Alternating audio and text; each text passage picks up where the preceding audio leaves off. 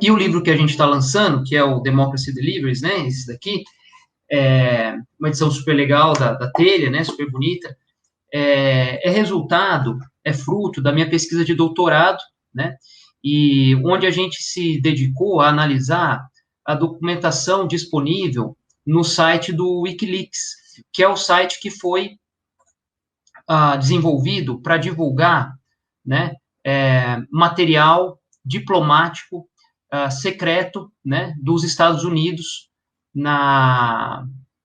despachado e produzido nas diferentes embaixadas dos Estados Unidos ao redor do mundo, né, não só dos Estados Unidos, mas e-mails de empresas, enfim, né, o Wikileaks se mostrou ser assim, demonstrou para a gente os bastidores, né, da diplomacia internacional, de como um pouco esse Conselho das Nações funcionam, né, nos bastidores, né. E então a gente se dedicou a analisar essa documentação, em particular a documentação produzida pelos Estados Unidos referente à Venezuela durante o governo do presidente Hugo Chávez, né?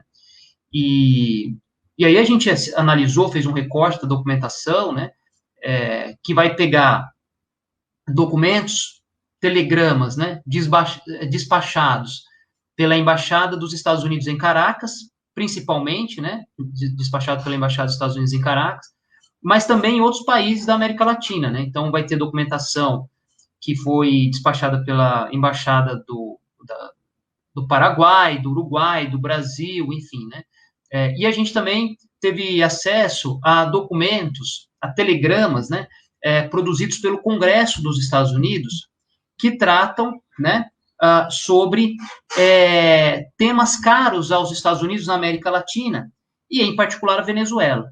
Então, ali você tem uma riqueza, assim mesmo, documental, né, que abre um espaço, né, abre um campo de pesquisa para o historiador bastante importante. Então, eu espero também que o livro, né, e a pesquisa possa servir de incentivo, né, para que outros historiadores também possam se interessar por essa documentação e vasculhar, né, um documento que está de fácil acesso, né, você procura na internet e tal, é tudo digitalizado, então eu espero também que a gente possa servir para que novos historiadores, novas pesquisas, né, também possam se desenvolver com essa documentação. Bom, dito isso, né, eu acho que o mais importante aqui para esse momento, né, que é uma live, a gente não tem tanto tempo assim, é entender qual foram, né, as principais descobertas aí, né, da pesquisa, né. E aí o que a gente pôde perceber ao analisar a documentação é que os Estados Unidos, né, entendeu o processo político, social, econômico, né, que aconteceu na Venezuela durante o governo do presidente Hugo Chávez, de forma bastante negativa, né? Então, quer dizer, que os Estados Unidos se colocavam de forma contrária, né, à política do Chávez na Venezuela, né? E aí a pergunta que a gente tem que fazer é por quê? Né? Por que os Estados Unidos se colocou de maneira contrária ao presidente Chávez, né? ao processo político que depois vai ficar conhecido como Revolução Bolivariana, enfim, né? E a resposta para essa pergunta não me parece ser uma resposta simples, né? Até porque muito do que a gente ouve, né, sendo discutido no Brasil em particular, a discussão sobre Venezuela ficou muito ideologizada, né, muito politizada e muitas vezes é feita de forma equivocada, né? A Venezuela nunca deixou de ser um país capitalista, né? As relações de produção, de trabalho, elas continuaram sendo relações capitalistas. Né? Então, quer dizer, nunca houve socialismo, comunismo na Venezuela, nada disso. Né? Então, por que os Estados Unidos foi contra, né? Por que os Estados Unidos fez oposição ao processo, né, político venezuelano? E aí, para compreender, tentar responder essa pergunta, a primeira coisa que a gente foi pesquisar e foi tentar desvendar é um pouco sobre a política externa dos Estados Unidos e como os Estados Unidos entendem não só a Venezuela, mas como os Estados Unidos entendem também a América Latina, né? E aí a gente vai usar muitos escritos do Lars Schultz, né, que é um pesquisador estadunidense que se dedicou aos estudos da relação dos Estados Unidos com a América Latina, aonde ele chega à conclusão de que a política externa dos Estados Unidos é uma política externa que está alheia às mudanças de governo nos Estados Unidos. Quer dizer, para a política externa, importa pouco se o presidente vai ser democrata ou republicano. Tanto que, durante a pesquisa, a gente pegou o governo Bush e o governo Obama, né?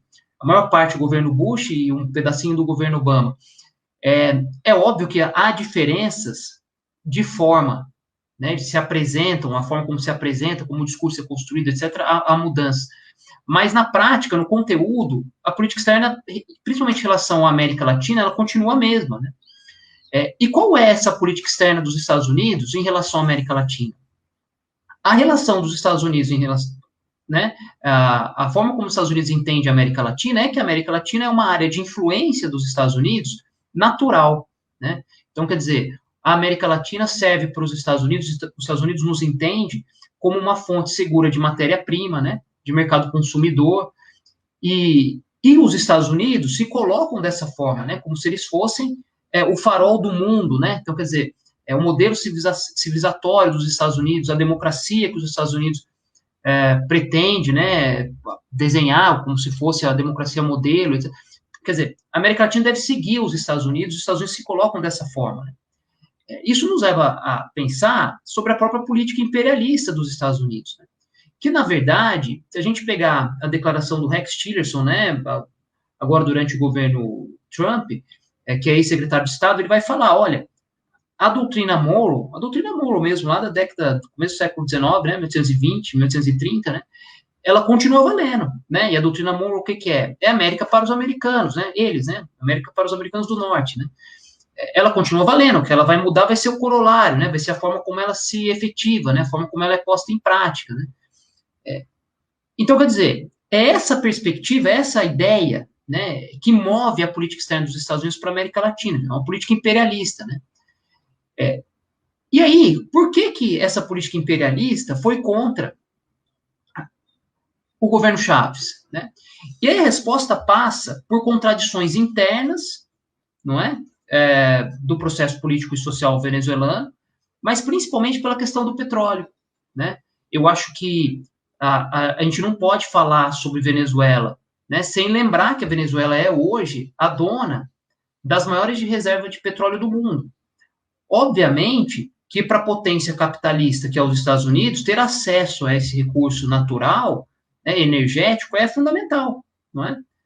E a relação dos Estados Unidos com a Venezuela, de alguma forma, esteve sempre ancorada, vinculada à exploração do petróleo. Quer dizer, desde a década de 20, quando as primeiras reservas de petróleo, né, foram encontradas na Venezuela, a exploração foi aberta para empresas estrangeiras, principalmente para empresas dos Estados Unidos, né?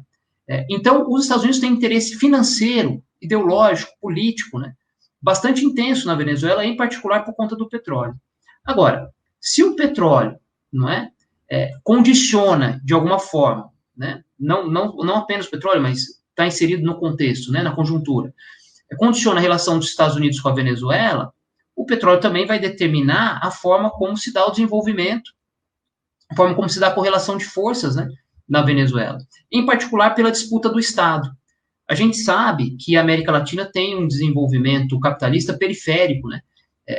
Em si, esse modelo de desenvolvimento já dá ao Estado um peso importante, né? Porque é o Estado que vai determinar a superexploração da força de trabalho, né, necessário para que essa burguesia dependente, né, vinculada aos interesses estrangeiros da América Latina, possa se constituir enquanto classe. Mas na Venezuela isso ganha um peso ainda maior, porque o petróleo, que é da onde sai a riqueza do país, né, o petróleo é um bem estatal, né? Então, controlar o Estado significa não apenas controlar esses mecanismos de exploração da força de trabalho, mas significa também controlar a maior fonte de riqueza do país, né? Tanto que o Fernando Coronil, que é um dos intelectuais venezuelanos mais importantes, tal, vai chamar o Estado venezuelano de Estado mágico. Por quê? Porque se acredita que através do Estado é possível, porque através do Estado, do uso do recurso do petróleo, né, é possível levar a Venezuela até a modernização, né? Isso vai dar, né, vai surgir o liberalismo rentista, né, que é típico do liberalismo venezuelano, quer dizer, enfim, né, quer dizer, o acesso ao Estado e as riquezas do petróleo vão condicionar essa correlação de forças, né, na Venezuela. E a Venezuela vai ter, aí eu vou dar um salto aqui um pouquinho, né, a gente está falando da relação da Venezuela, do petróleo com o Estado, então vou dar um pequeno salto aqui. A Venezuela, diferentemente de países como o Brasil, Argentina, Uruguai, Chile, etc., passou os anos 50, os anos 60, 70 e 80, né, sem ditaduras militares. Desde 58, na Venezuela, existia, né, uma democracia, assim, aparentemente, né, formalmente liberal, né, que basicamente eram dois partidos que se revezavam no poder, a AD, né, Ação Democrática, e a COPEI, né, que esse período todo, né, que até a eleição do Chávez, em 98, fica conhecido como período do Pacto de Ponto Fijo, né, nesse período, é óbvio que não tem ditadura, mas a Venezuela estava inserida dentro da lógica da Guerra Fria, então o Partido Comunista é fechado, né, os sindicatos são reprimidos, enfim, né, você tem essa lógica, mas só que nesse período em que a Venezuela, a América Latina está cheia de ditadura, né, militar, a Venezuela passa por um período de democracia, né, e é nesse período, né, principalmente a partir final da década de 70 e 80, com as crises do capitalismo, etc., que esse modelo político de democracia entra em declínio. Né? Esse modelo de democracia bipartidária do Pacto de Ponto Fijo, ele era o exemplo mais claro da democracia representativa na América Latina. Né? Ele vai entrar em crise. Né? As crises capitalistas, né, que vão assolar a América Latina chegam à Venezuela, né? Vão resultar no ano de 1989, né, numa grande insurreição popular, que é o Caracazo, né, que até hoje não se sabe quantas pessoas morreram no Caracazo, né, quando houve uma insurreição popular de saques, etc., nas principais cidades venezuelanas, em função da tentativa de impor à Venezuela e à América Latina como um todo o consenso de Washington, quer dizer, a tentativa de impor na Venezuela as políticas de caráter neoliberal, de austeridade, de diminuição do Estado, de corte de salários, etc., né? Quer dizer, isso vai levar a uma insurreição que demonstra os limites dessa democracia na Venezuela. E é dentro desse contexto de crise dessa democracia representativa, de crise social decorrente das políticas neoliberais, é nessa conjuntura que vai aparecer o Chávez, que vai aparecer o Hugo Chávez.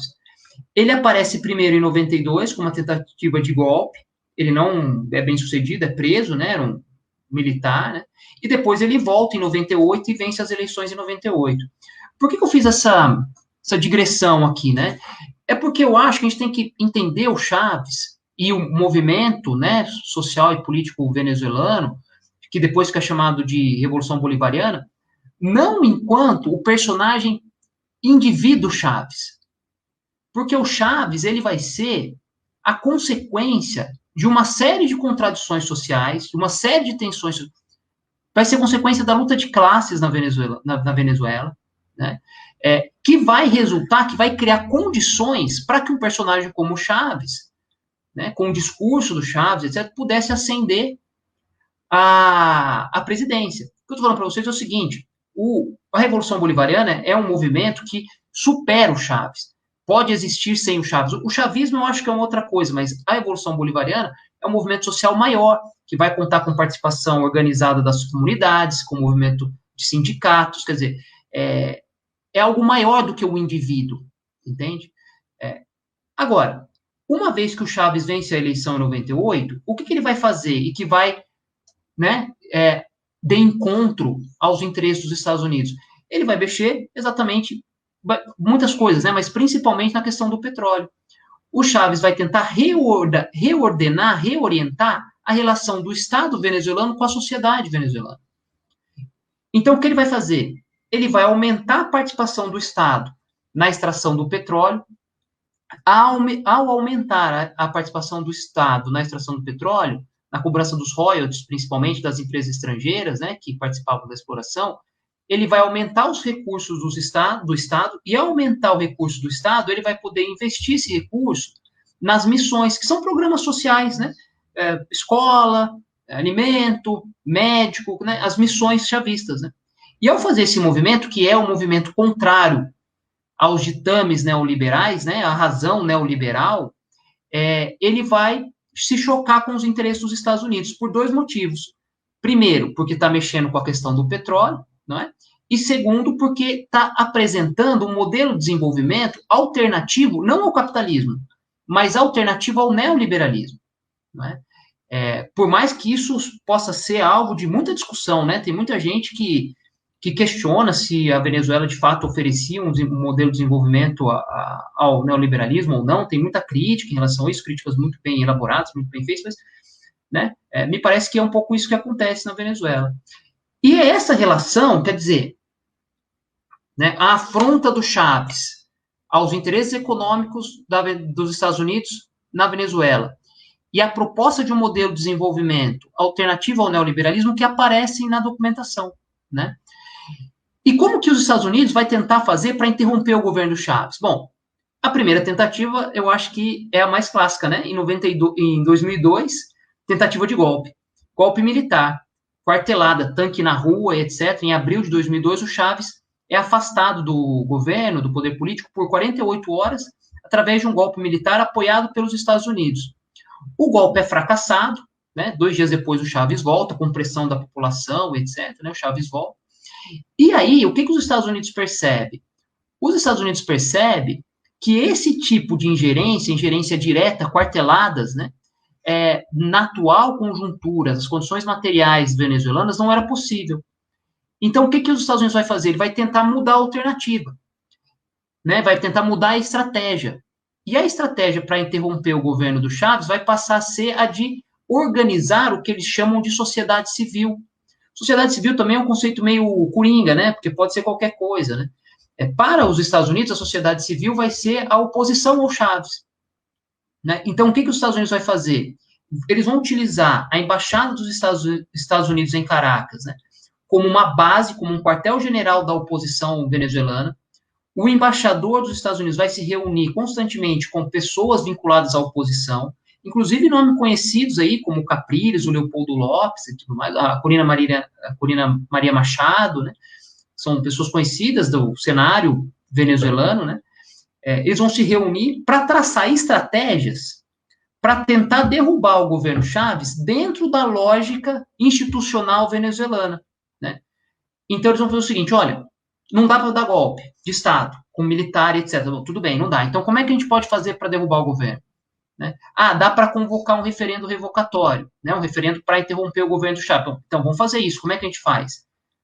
Né? Então, os Estados Unidos começam a se organizar com a oposição venezuelana, começa a mandar uma série de instituições e ONGs dos Estados Unidos, né?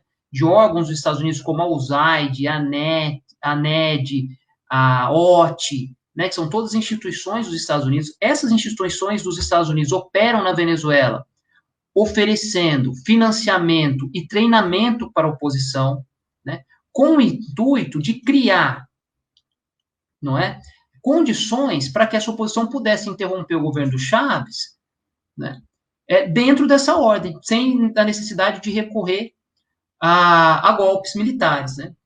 E aí você tem a construção discursiva da coisa, né, da doutrina dos Estados Unidos, né, porque, por exemplo, eles vão fazer lá o apoio para o referendo revocatório. Qual que é a lógica? A lógica é a seguinte, olha, se a gente ganhar o referendo e o Chávez for afastado, beleza, é democrático, a gente apoiou dentro da democracia, etc. E se a gente perder, foi fraudado. Foi fraudado por quê? Porque usou urna eletrônica, porque o Chávez coíbe os juízes, porque o Chávez compra voto, é populista, é isso, é aquilo, né? Eles vão também se propor a recrutar, né, estudantes nas faculdades particulares de direito na Venezuela. Então, eles vão mandar enviados, né, para as universidades venezuelanas para recrutar gente, né, gente jovem, né, com um novo discurso e tudo mais, para poder fazer frente ao Chávez com o uso de mídia social e tudo mais, né. Eles vão ver com muito maus olhos essas medidas, né, do Estado, a participação do Estado na economia, o financiamento de escolas bolivarianas, eles vêm com muito maus olhos, exatamente porque são contrárias a essas políticas neoliberais, não é? Eles vão propor cursos de formação política, né, para ensinar, e essa é a palavra que eles usam, né? Ensinar a oposição venezuelana a conseguir voto. Eles vão trabalhar para fraturar a base de apoio chavista, né? Eles vão incentivar movimentos, inclusive movimentos separatistas nos estados de fronteira com a Colômbia, que são os estados controlados pela oposição, né? Quer dizer, os Estados Unidos vão lançar mão dessas estratégias, né, para tentar interromper o governo Chaves. Isso no campo interno. E a gente também descobriu a documentação que vai trabalhar questões de política externa, porque a gente sabe que o governo venezuelano, nesse período, incentivou políticas, né, de integração na América Latina. Então, incentivou a Unasul, né, articulou a participação da Venezuela no Mercosul, pressionou, né, tentou criar o Banco do Sul, tentou criar a Petrosul, quer dizer, tentou fomentar, né, iniciativas de integração, né, entre os países da América do Sul. Se aproximou, né, de outras potências capitalistas, como a China, como a Rússia, né, o que incentivava, os Estados Unidos vê isso com muito maus olhos, né, a competição intercapitalista na América Latina. Afinal de contas, os Estados Unidos entende o continente como seu direito natural, né, então a participação da China, a entrada da China, da Rússia, os Estados Unidos veem com muito maus olhos, né. E aí tem a documentação mostra esse tipo de coisa, né? Quer dizer, a documentação vai mostrar como os Estados Unidos via com maus olhos, né, a participação de venezuelanos, né, no Paraguai, ou a chegada de cubanos na Venezuela, né? É muito interessante um documento que aparece no texto, né? É um telegrama despachado pela Embaixada dos Estados Unidos, que vai falar na Bolívia, da Embaixada dos Estados Unidos na Bolívia, né, um documento secreto, que vai falar assim: o Evo Morales joga pelo livro, né, pelas regras do Chaves. Então, o que ele está falando? Falando assim, o Evo Morales vai começar a seguir a mesma lógica do Chaves. Isso é muito perigoso. Por que é perigoso? Porque vai ter uma democracia excessiva na Bolívia. Quer dizer, como que os Estados Unidos vão construir um discurso, né, em defesa da democracia, mas vão olhar e falar assim, não, mas muita democracia também é ruim, porque daí atrapalha os nossos interesses, né? O que nos levava a pensar também, a articular, o que os Estados Unidos entendem por democracia, né? Porque para os Estados Unidos, nesse sentido, a democracia, principalmente para a América Latina, né, a democracia deve estar vinculada à liberdade, mas uma liberdade específica, que é a liberdade de comércio, né? E aí que os Estados Unidos começam a questionar, por exemplo, para a Venezuela participar do Mercosul com a cláusula democrática. Porque a Venezuela vai ser o principal país que vai fazer oposição à organização da ALCA, que era a Área de Livre Comércio das Américas, que era o projeto, né, de liberalização regional que os Estados Unidos propunham, né? Então, essas estratégias dos Estados Unidos, essas posturas do governo venezuelano, né, foram entendidos pelos Estados Unidos como um entrave, né, a consolidação dos seus interesses, tanto na Venezuela como na América Latina. E por isso os Estados Unidos vão articular no campo interno a oposição venezuelana, a sociedade, que eles chamam de sociedade civil venezuelana, né? E no campo externo vão fazer pressão para que a Venezuela não conseguisse, né, encampar essas tentativas de integração regional. Por exemplo, eles vão falar que, olha, uma das formas da gente enfraquecer essa política venezuelana é propor acordos bilaterais. Então, assim, vamos enfraquecer o Mercosul. Como? Acordo bilateral, vamos fazer acordo bilateral com o Uruguai, né? Enfim, vamos propor acordo bilateral, né? Ou se não, quando há um encontro, né, entre o embaixador dos Estados Unidos, o presidente da Petrobras e o presidente da Shell, e eles estão discutindo ali a questão da formação de uma indústria petrolífera regional, né, que contasse com o capital de todos os países da América Latina, e o embaixador dos Estados Unidos é bem claro, falou, isso não é interessante para os nossos negócios, não é interessante para os nossos interesses, não é interessante para as nossas empresas, né, para o nosso capital na América Latina. Quer dizer, é isso que a documentação mostra. Deixa evidente, me parece, que existe uma política imperialista dos Estados Unidos na Venezuela, né, e que eles estão presentes, né, o que de forma alguma tira a responsabilidade, não é, do governo venezuelano dos problemas que a Venezuela enfrenta, né, e compreender os problemas da Venezuela, as contradições da Venezuela, a gente tem que fazer esse balanço, né? Existem contradições internas e contradições externas. Eu acho que entender as contradições externas passa por compreender como os Estados Unidos lidam com a situação, como os Estados Unidos está posto, como os Estados Unidos age. E você tem uma série de contradições que são contradições das próprias limitações, não é, desse modelo, dessa proposta, né, desse projeto político e social, e econômico, né, que passa, inclusive, eu acho que principalmente por isso, pela não superação da dependência excessiva do Estado. Quer dizer, essa lógica de ultradependência do Estado, da ultradependência do petróleo na Venezuela, o Chávez nem o Maduro alteraram isso, pelo contrário, né? Eles aprofundaram essa dependência. E a gente sabe que o petróleo é vendido no mercado externo, o que torna a Venezuela um país refém, praticamente, de pressões externas. Então, você vai ter desabastecimento, flutuação de câmbio, aí você tem uma política econômica, bom, enfim, né, que são elementos da política interna, né? Então, o casamento desses dois elementos nos ajuda aí a pensar um pouco a condição, a encruzilhada, né, a qual a Venezuela se encontra.